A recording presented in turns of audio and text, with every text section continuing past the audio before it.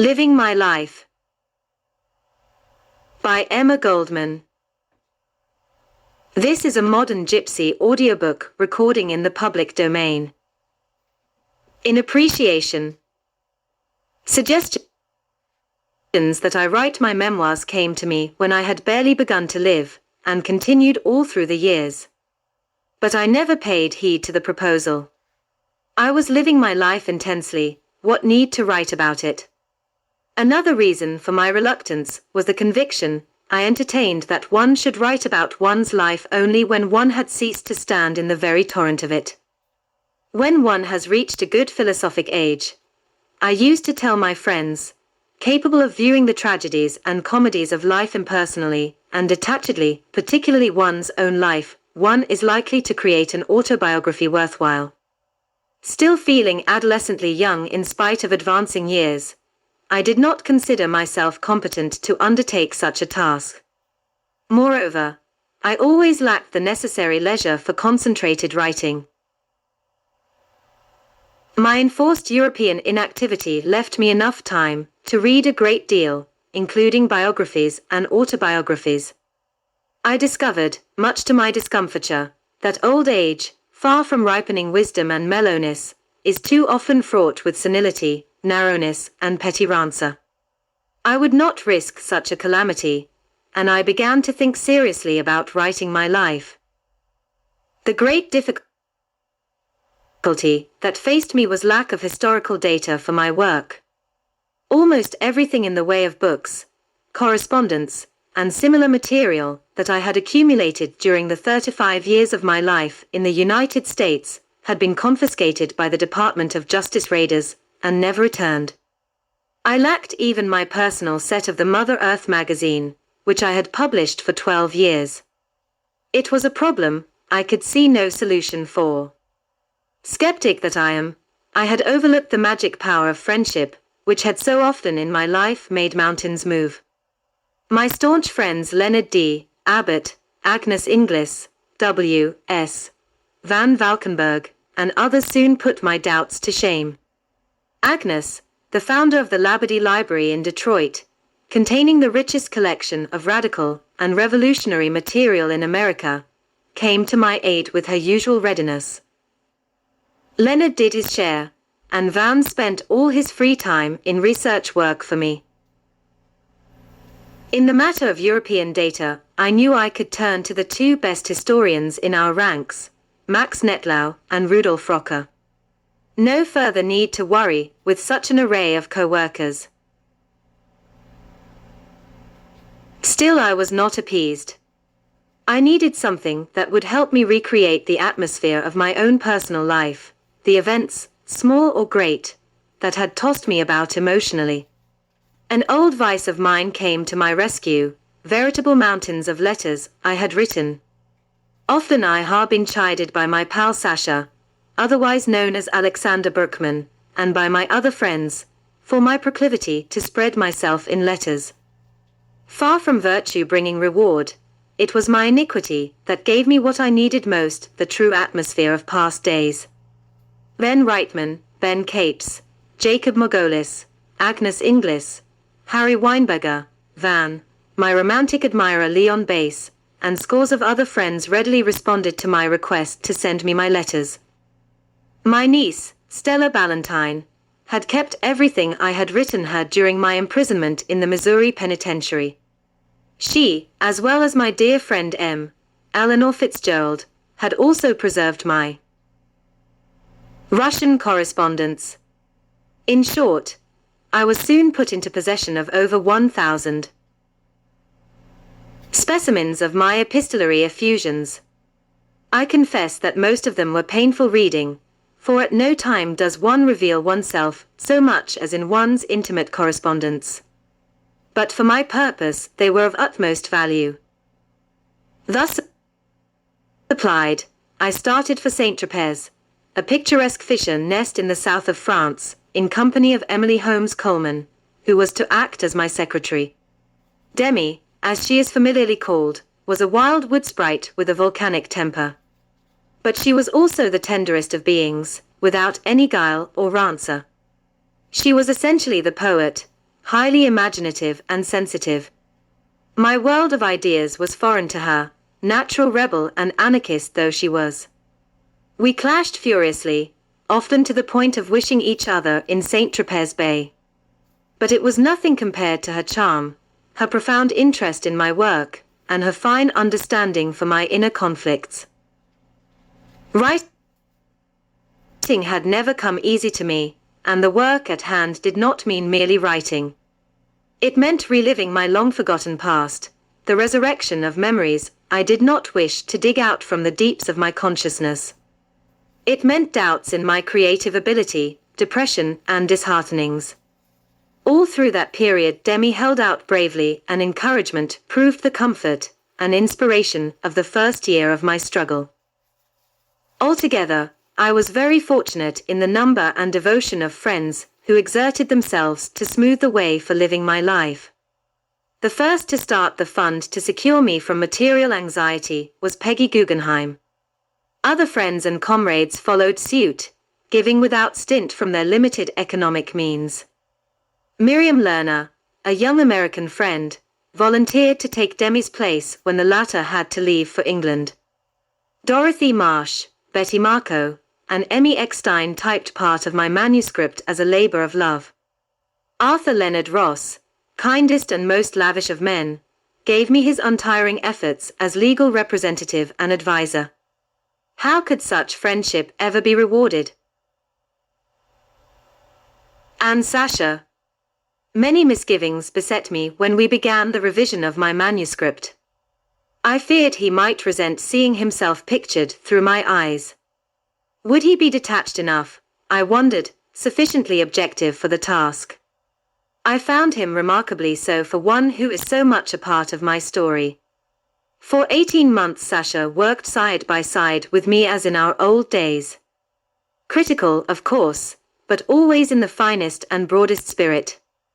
Sasha also was who suggested the title, Living My Life.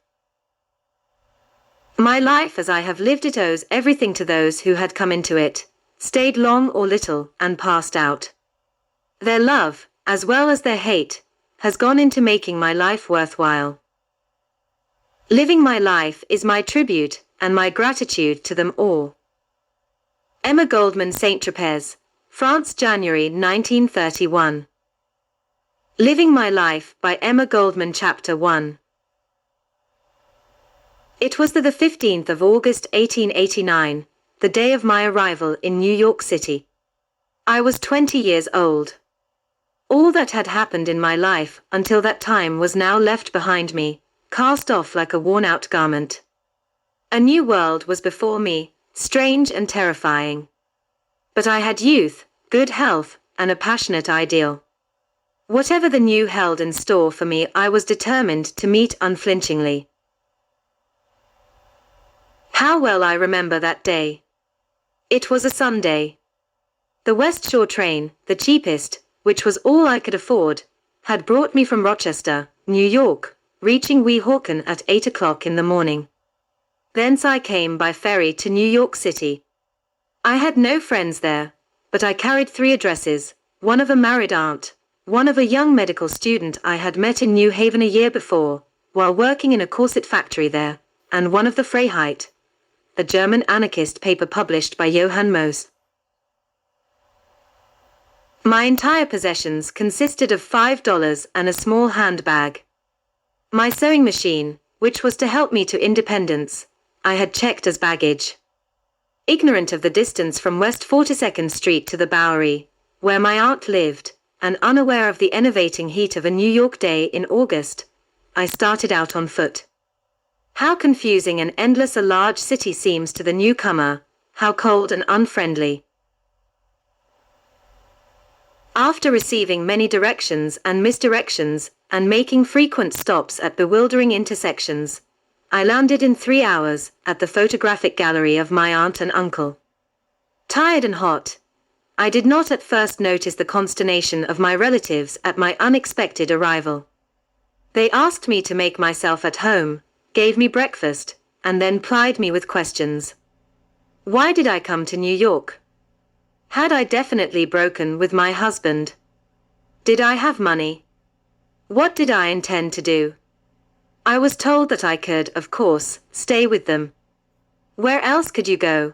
A young woman alone in New York? Certainly, but I would have to look for a job immediately. Business was bad, and the cost of living high. I heard it all as if in a stupor. I was too exhausted from my wakeful night's journey, the long walk, and the heat of the sun, which was already pouring down fiercely. The voices of my relatives sounded distant, like the buzzing of flies, and they made me drowsy. With an effort, I pulled myself together. I assured them I did not come to impose myself on them. A friend living on Henry Street was expecting me and would put me up. I had but one desire: to get out, away from the prattling, chilling voices. I left my bag and departed. The friend I had invented in order to escape the hospitality of my relatives was only a slight acquaintance, a young anarchist by the name of A. Solotaroff, whom I had once heard lecture in New Haven. Now I started out to find him. After a long search, I discovered the house, but the tenant had left. The janitor, at first very brusque, must have noticed my despair. He said he would look for the address that the family left when they moved. Presently he came back with the name of the street, but there was no number. What was I to do? How to find Solotaroff in the vast city? I decided to stop at every house, first on one side of the street, and then on the other. Up and down, 6 flights of stairs, I tramped, my head throbbing, my feet weary. The oppressive day was drawing to a close. At last, when I was about to give up the search, I discovered him on Montgomery Street, on the 5th floor of a tenement house seething with humanity. A year had passed since our first meeting, but Solotaroff had not forgotten me. His greeting was genial and warm, as of an old friend. He told me that he shared his small apartment with his parents and little brother, but that I could have his room. He would stay with a fellow student for a few nights. He assured me that I would have no difficulty in finding a place. In fact, he knew 2 sisters, who were living with their father in a 2-room flat. They were looking for another girl to join them. After my new friend had fed me tea, and some delicious Jewish cake his mother had baked, he told me about the different people I might meet, the activities of the Yiddish anarchists, and other interesting matters. I was grateful to my host, much more for his friendly concern and camaraderie than for the tea and cake. I forgot the bitterness that had filled my soul over the cruel reception given me by my own kin. New York no longer seemed the monster it had appeared in the endless hours of my painful walk the Bowery. Later Solotaroff took me to Saxe's Cafe on Suffolk Street, which, as he informed me, was the headquarters of the East Side radicals, socialists, and anarchists, as well as of the Union Yiddish writers and poets. Everybody foregathers there, he remarked. The Minkin sisters will no doubt also be there. For one who had just come away from the monotony of a provincial town, like Rochester, and whose nerves were on edge from a night's trip in a stuffy car, the noise and turmoil that greeted us at Saxe's was certainly not very soothing. The place consisted of 2 rooms and was packed. Everybody talked, gesticulated, and argued in Yiddish and Russian, each competing with the other. I was almost overcome in this strange human medley. My escort discovered 2 girls at a table. He introduced them as Anna and Helen Minkin. They were Russian Jewish working girls. Anna, the older, was about my own age, Helen perhaps 18. Soon we came to an understanding about my living with them, and my anxiety and uncertainty were over. I had a roof over my head. I had found friends. The bedlam at Saxe's no longer mattered. I began to breathe freer, to feel less of an alien. While the 4 of us were having our dinner, and Solotaroff was pointing out to me the different people in the cafe, I suddenly heard a powerful voice call, "Extra large steak. Extra cup of coffee." My own capital was so small and the need for economy so great that I was startled by such apparent extravagance. Besides, Solotaroff had told me that only poor students, writers, and workers were the clients of Sachs. I wondered who that reckless person could be and how he could afford such food. "Who is that glutton?" I asked. Solotaroff laughed aloud. "That is Alexander Berkman. He can eat for 3. But he rarely has enough money for much food. When he has, he eats sacks out of his supplies. I'll introduce him to you." We had finished our meal, and several people came to our table to talk to Solotaroff. The man of the extra-large steak was still packing it away, as if he had gone hungry for weeks. Just as we were about to depart, he approached us, and Solotaroff introduced him. He was no more than a boy, hardly 18, but with the neck and chest of a giant. His jaw was strong, made more pronounced by his thick lips. His face was almost severe, but for his high, studious forehead and intelligent eyes. A determined youngster, I thought. Presently Berkman remarked to me, "Johann Most is speaking tonight. Do you want to come to hear him?" How extraordinary, I thought, that on my very first day in New York I should have the chance to behold with my own eyes, and hear the fiery man whom the Rochester press used to portray as the personification of the devil, a bloodthirsty demon. I had planned to visit Most in the office of his newspaper some time later, but that the opportunity should present itself in such an unexpected manner gave me the feeling that something wonderful was about to happen, something that would decide the whole course of my life. On the way to the hall, I was too absorbed in my thoughts to hear much of the conversation that was going on between Berkman and the Minkin sisters. Suddenly I stumbled. I would have fallen had not Berkman gripped my arm and held me up. "I have saved your life," he said jestingly. "I hope I may be able to save yours someday," I quickly replied. The meeting place was a small hall behind a saloon, through which one had to pass. It was crowded with Germans, drinking, smoking, and talking. Before long, Jonathan Most entered. My first impression of him was one of revulsion. He was of medium height, with a large head crowned with greyish bushy hair, but his face was twisted out of form by an apparent dislocation of the left jaw. Only his eyes were soothing. They were blue and sympathetic. His speech was a scorching denunciation of American conditions, a biting satire on the injustice and brutality of the dominant powers, a passionate tirade against those responsible for the Haymarket tragedy and the execution of the Chicago anarchists in November 1887. He spoke eloquently and picturesquely. As if by magic, his disfigurement disappeared, his lack of physical distinction was forgotten. He seemed transformed into some primitive power, radiating hatred and love, strength and inspiration. The rapid current of his speech, the music of his voice, and his sparkling wit, all combined to produce an effect almost overwhelming. He stirred me to my depths. Caught in the crowd that surged towards the platform, I found myself before Most. Berkman was near me and introduced me. But full of the tumult of emotions Most's speech had aroused in me. That night I could not sleep. Again, I lived through the events of 1887. 21 months had passed since the Black Friday of November 11th, when the Chicago men had suffered their martyrdom, yet every detail stood out clear before my vision and affected me as if it had happened but yesterday. My sister Helena and I had become interested in the fate of the men during the period of their trial. The reports in the Rochester newspapers irritated, confused, and upset us by their evident prejudice. The violence of the press, the bitter denunciation of the accused, the attacks on all foreigners, turned our sympathies to the Haymarket victims.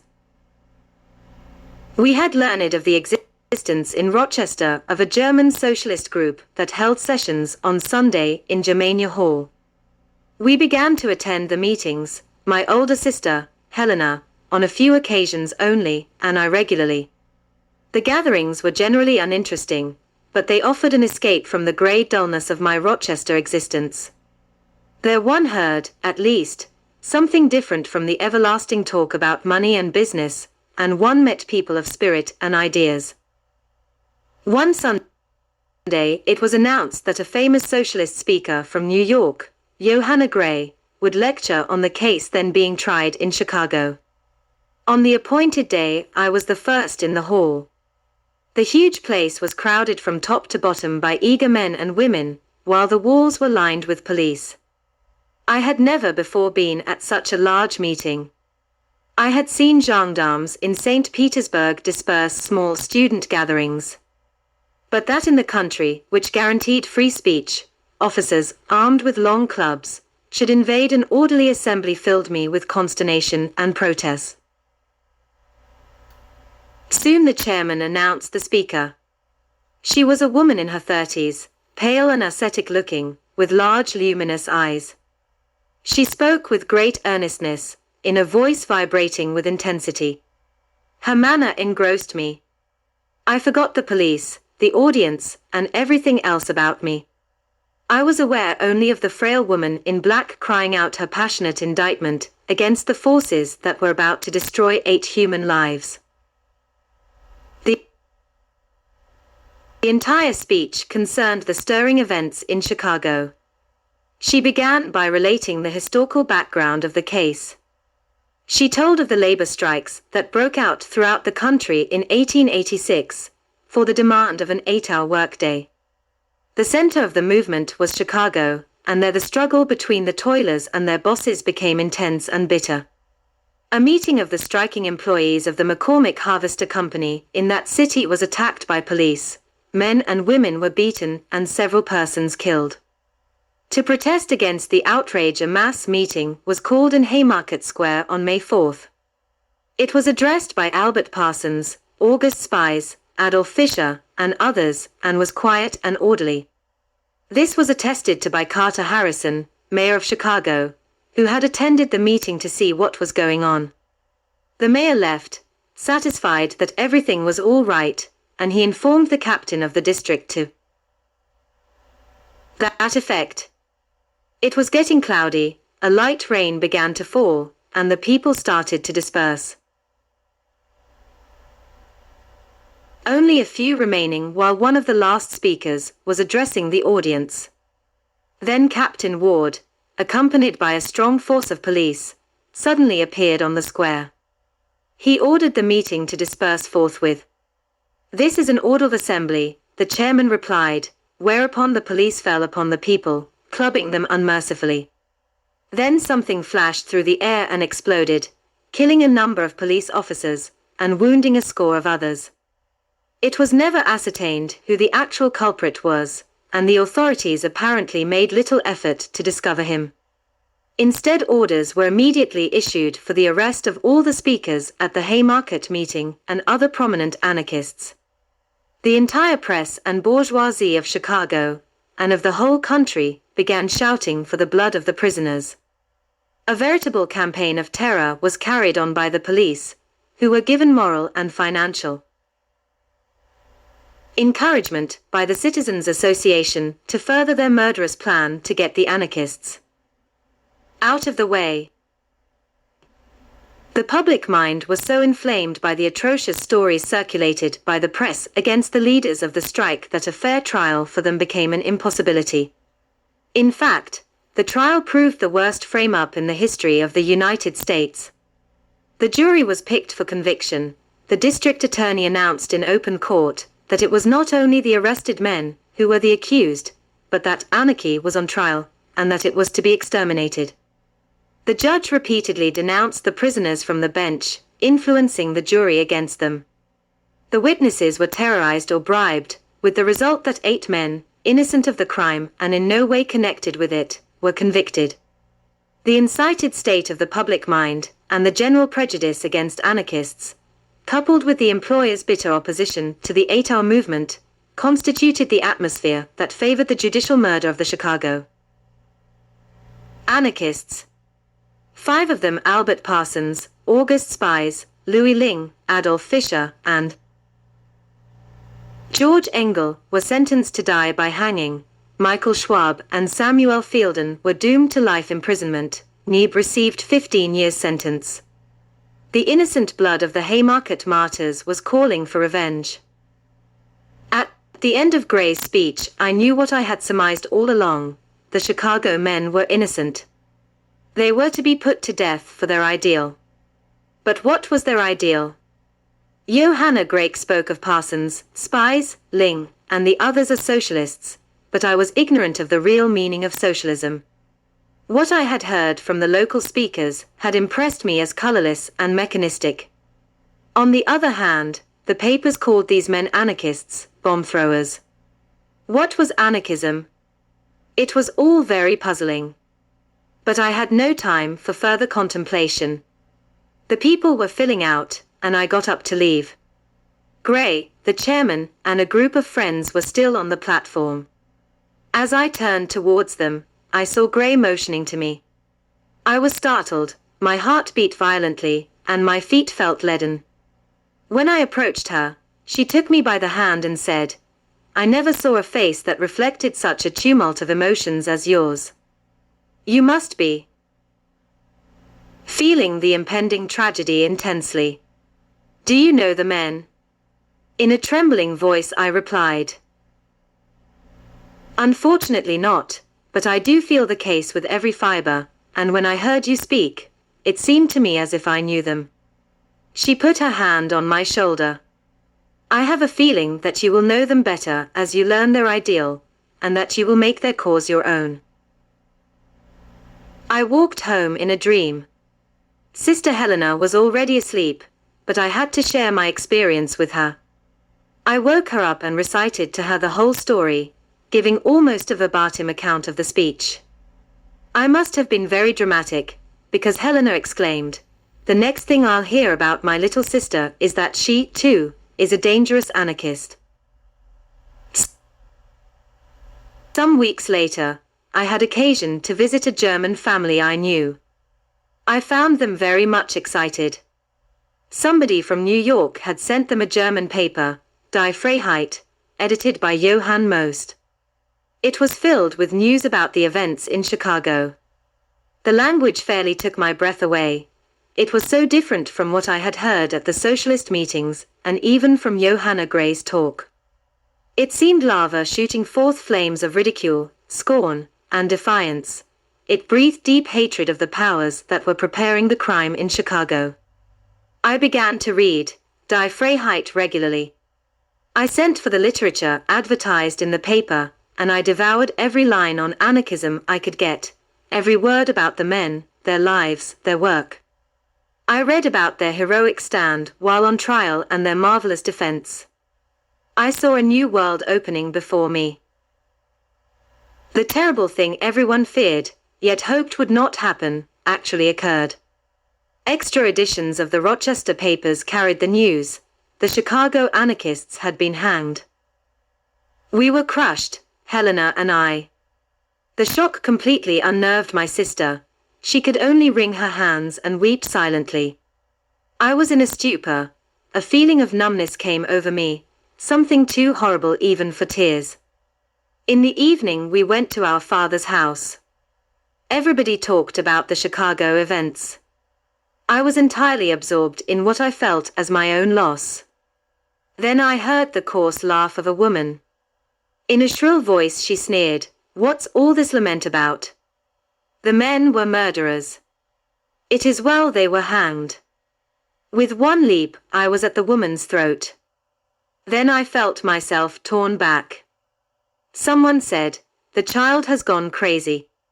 I wrenched myself free, grabbed a pitcher of water from a table, and threw it with all my force into the woman's face. "Out, out," I cried, "or I will kill you." The terrified woman made for the door, and I dropped to the ground in a fit of crying. I was put to bed, and soon I fell into a deep sleep.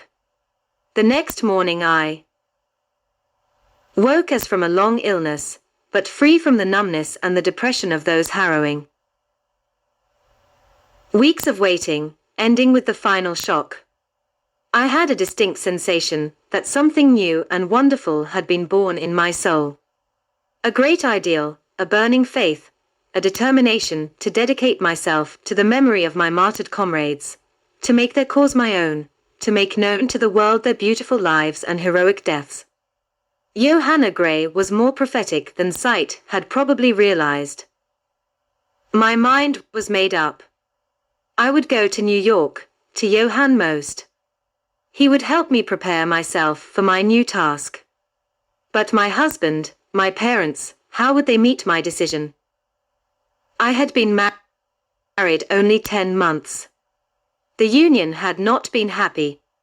I had realized almost from the beginning that my husband and I were at opposite poles, with nothing in common, not even sexual blending. The venture, like everything else that had happened to me since I had come to America, had proved most disappointing. America, the land of the free and the home of the brave, what a farce it now seemed to me. Yet how I had fought with my father to get him to let me go to America with Helena. In the end I had won, and late in December 1885, Helena and I had left St. Petersburg for Hamburg, there embarking on the steamer Elba for the Promised Land. Another sister had preceded us by a few years, had married, and was living in Rochester. Repeatedly she had written Helena to come to her, that she was lonely. At last Helena had decided to go. But I could not support the thought of separation from the one who meant more to me than even my mother. Helena also hated to leave me behind. She knew of the bitter friction that existed between father and me. She offered to pay my fare, but father would not consent to my going. I pleaded, begged, and wept. Finally I threatened to jump into the Neva, whereupon he yielded. Equipped with 25 rubles, all that the old man would give me, I left without regrets. Since my earliest recollection, home had been stifling, my father's presence terrifying. My mother, while less violent with the children, never showed much warmth. It was always Helena who gave me affection, who filled my childhood with whatever joy it had. She would continually shoulder the blame for the rest of the children. Many blows intended for my brother and me were given to Helena. Now we were completely together, nobody would separate us. We traveled steerage, where the passengers were herded together like cattle. My first contact with the sea was terrifying and fascinating. The freedom from home, the beauty and wonder of the endless expanse in its varying moods, and the exciting anticipation of what the new land would offer stimulated my imagination and sent my blood tingling. The last day of our journey comes vividly to my mind. Everybody was on deck. Helena and I stood pressed to each other, enraptured by the sight of the harbor and the Statue of Liberty suddenly emerging from the mist. Ah, there she was, the symbol of hope, of freedom, of opportunity. She held her torch high to light the way to the free country, the asylum for the oppressed of all lands. We too, Helena and I, would find a place in the generous heart of America. Our spirits were high, our eyes filled with tears. Gruff voices broke in upon our reverie. We were surrounded by gesticulating people, angry men, hysterical women, screaming children. Guards roughly pushed us hither and thither, shouted orders to get ready, to be transferred to Castle Garden, the clearinghouse for immigrants. The scenes in Castle Garden were appalling, the atmosphere charged with antagonism and harshness. Nowhere could one see a sympathetic official face.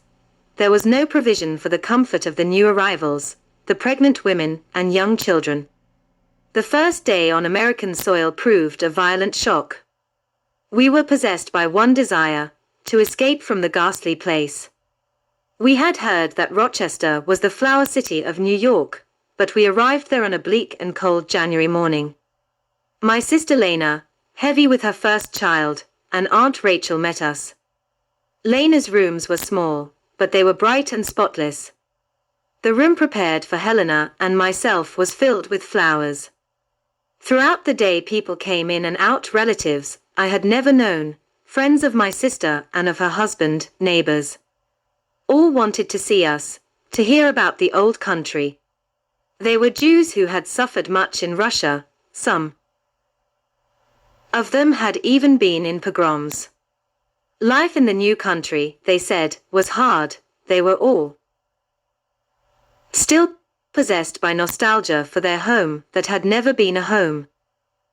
Among the visitors there were some who had prospered. One man boasted that his 6 children were all working, selling newspapers, shining shoes. Everybody was concerned about what we were going to do. One coarse-looking fellow concentrated his attention on me. He kept staring at me all evening, scanning me up and down. He even came over and tried to feel my arms. It gave me the sensation of standing naked in the marketplace. I was outraged, but I did not want to insult my sister's friends. I felt utterly alone and I rushed out of the room. A longing possessed me for what I had left behind, St. Petersburg, my beloved Neva, my friends, my books and music. I became aware of loud voices in the next room. I heard the man who had enraged me say, "I can get her a job at Garson and Myers. The wages will be small, but she will soon find a fella to marry her. Such a buxom girl, with her red cheeks and blue eyes, will not have to work long. Any man will snatch her up and keep her in silks and diamonds." I thought of father. He had tried desperately to marry me off at the age of 15. I had protested, begging to be permitted to continue my studies. In his frenzy he threw my French grammar into the fire, shouting, "Girls do not have to learn much. All a Jewish daughter needs to know is how to prepare gefilte fish, cut noodles fine, and give the man plenty of children." I would not listen to his schemes. I wanted to study, to know life, to travel. Besides, I never would marry for anything but love, I stoutly maintained. It was really to escape my father's plans for me that I had insisted on going to America. Now attempts to marry me off pursued me even in the new land. I was determined not to be bartered.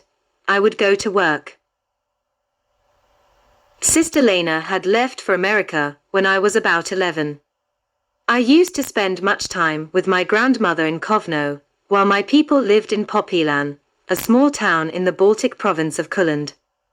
Lena had always been hostile to me, and unexpectedly I had discovered the reason. I could not have been more than 6 at the time, while Lena was 2 years older. We were playing a game of marbles. Somehow Sister Lena thought I was winning too often.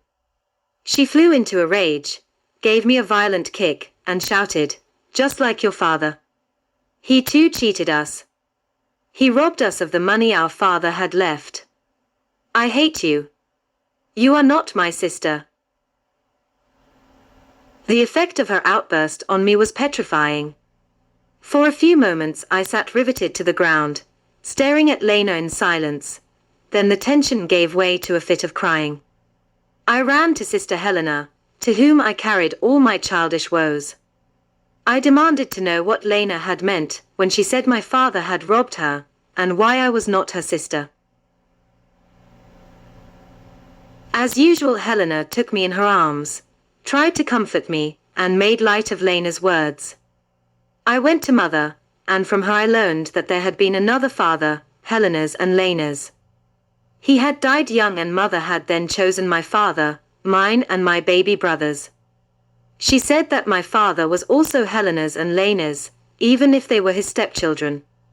It was true, she explained, that father had used the money left to the 2 girls. He had invested it in business and failed. He had meant it for the good of all of us. But what Mother told me did not lessen my great hurt. Father had no right to use that money. I cried. They are orphans. It is a sin to rob orphans. I wish I were grown up, then I could pay back the money. Yes, I must pay back. I must atone for father's sin. I had been told by my German nurse that whoever was guilty of robbing orphans would never get to heaven. I had no clear conception of that place. My people, while keeping Jewish rites and going to the synagogue on Saturdays and holidays, rarely spoke to us about religion. I got my idea of God and devil, sin and punishment, from my nurse and our Russian peasant servants.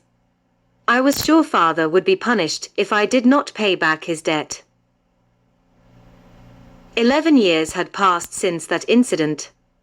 I had long forgotten the hurt Lena had caused, but I by no means felt the great affection for her that I bore my dear Helena. All the way to America, I had been anxious about what Lena's feelings might be towards me, but when I saw her, heavy with her first child, her small face pale and shrunken, my heart went out to her as if there had never been a shadow between us. The day after our arrival, we three sisters remained alone. Lena told us how lonely she had been, how she had longed for us and for our people. We learned of the hard life that had been hers, first as a domestic servant in Aunt Rachel's house, later as buttonhole maker in Stein's clothing factory. How happy she was now, with her own home at last and the joy of her expected child. Life is still difficult, Lena said. My husband is earning $12 a week as a tinsmith, working on roofs in the beating sun and in the cold wind, always in danger. He had begun working as a child of 8 in Berdichev, Russia, she added, and he has been working ever since. When Helena and I retired to our room, we agreed that we must both go to work at once. We could not add to the burden of our brother-in-law. $12 a week and a child on the way. Some days later Helena got a job retouching negatives, which had been her work in Russia. I found employment at Garson and Myers, sewing ulsters 10.5 hours a day, for $2.50 a week.